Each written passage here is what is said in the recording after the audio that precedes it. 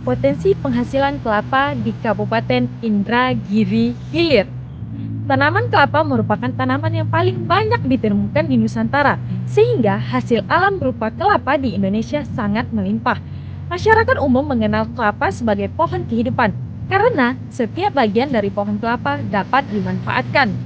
Salah satu daerah di Riau penghasil kelapa terbesar adalah Indragiri Hilir. Maka dari itu, Indragiri Hilir penghasilan terbesar daerahnya adalah kelapa. Mulai dari ujung utara di Kecamatan Pulau Burung hingga ke selatan di Kecamatan Rete, perkebunan kelapa merupakan hal yang sangat lazim menjadi pemandangan di Kabupaten Indragiri Hilir.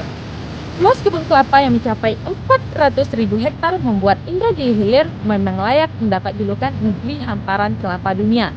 Pohon kelapa disebut dengan pohon serbaguna atau biasa kita sebut dengan pohon yang banyak manfaatnya, karena setiap bagian di tanaman kelapa bisa digunakan atau diproduksi kembali dan banyak orang yang hanya menggunakan bagian-bagian tertentu saja yang diambil manfaatnya dan membuang sebagian yang lainnya, seperti bagian sabut kelapa.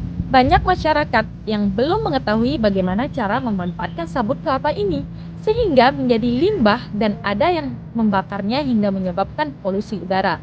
Hal ini perlu menjadi perhatian kita untuk memberi solusi agar tidak menjadi permasalahan yang terus-menerus.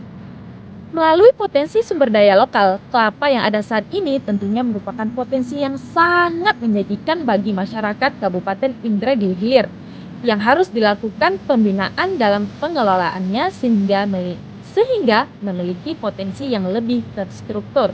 Maka dari itu, kita harus memberi perhatian penuh terhadap sabut kelapa agar tidak menjadi wabah limbah yang semakin meningkat. Sabut kelapa tanpa kita sadari dapat memberi dampak yang besar jika kita olah dengan kreativitas dan dikembangkan dengan baik. Selain itu, dampak yang bisa kita rasakan yaitu berkurangnya limbah sabut kelapa. Masyarakat harus mendapatkan pembinaan dalam pengelolaannya, sehingga memiliki potensi yang lebih terstruktur atau terarah, sehingga hal tersebut salah satu cara meningkatkan perekonomian masyarakat. Nah, bagaimana sih pemanfaatan limbah sabut kelapa sebagai bahan baku pembuatan jok motor? Pengelolaan limbah sabut kelapa menjadi tantangan yang memerlukan solusi kreatif dan inovatif. Salah satu cara untuk meminimalisir limbah tersebut dengan cara melakukan pemanfaatan terhadap limbah sebagai bahan baku baru dalam berbagai industri. Karena sabut kelapa, seperti yang kita lihat di lapangan, sering diabaikan sehingga menyebabkan pencemaran terhadap lingkungan kita. Hal itu perlu kita rubah dengan cara menjadikan sumber daya yang berharga dengan potensi lingkungan dan ekonomi yang besar. Nah, dalam hal ini, kami memiliki pandangan atau gagasan sabut kelapa dapat dimanfaatkan sebagai bahan baku pembuatan jok motor yang nantinya akan menjadi solusi berkelanjutan dan tidak hanya mengurangi tekanan pada sumber daya alam dan lingkungan, tetapi juga mendatangkan keuntungan pada hal kenyamanan, daya tahan, dan dampak ekonomi sekalipun. Nah, yang perlu dibutuhkan adalah kesadaran masyarakat untuk mengelola sabut kelapa yang menjadi limbah tersebut.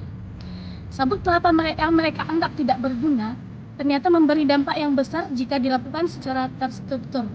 Dan tidak hanya tanpa disadari, bisa memberikan lapangan pekerjaan bagi masyarakat Indragiri Hilir Riau. Selamat siang Pak, dengan Bapak siapa? Bapak Farhanudin. Izin bertanya, apakah masyarakat Indragiri Hilir ini dijuluki dengan hamparan kelapa dunia? Ya benar. Karena masyarakat Indragiri ini penghasilan terbesarnya itu berada di kelapa. Bagaimana kira-kira penghasilan terbesar dari pohon kelapa ini? Penghasilan terbesar itu mungkin bisa kita lihat hitungannya dari mungkin misalnya dari panennya itu 3 bulan sekali. Kalau misalkan kita panennya 6 bulan sekali itu otomatis lebih besar. Lalu bagaimana proses penjualan hasil panen ini, Pak?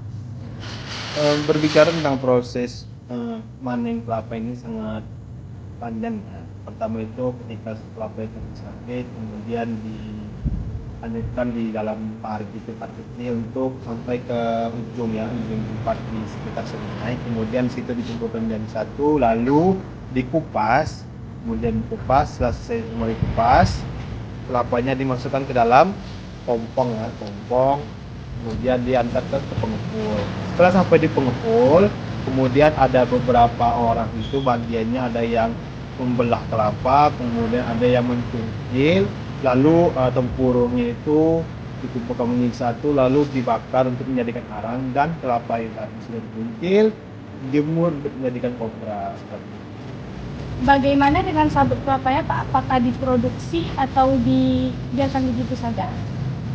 Untuk sabut kelapa sendiri ya, ketika kita balik lagi ketika kelapa itu ingin dibelah ya kan, dibelah, kemudian sabut kelapa itu ada yang dikumpulkan menjadi satu tempat, lalu ada beberapa orang pekerja dibakar untuk jadi kelapa kerupuk.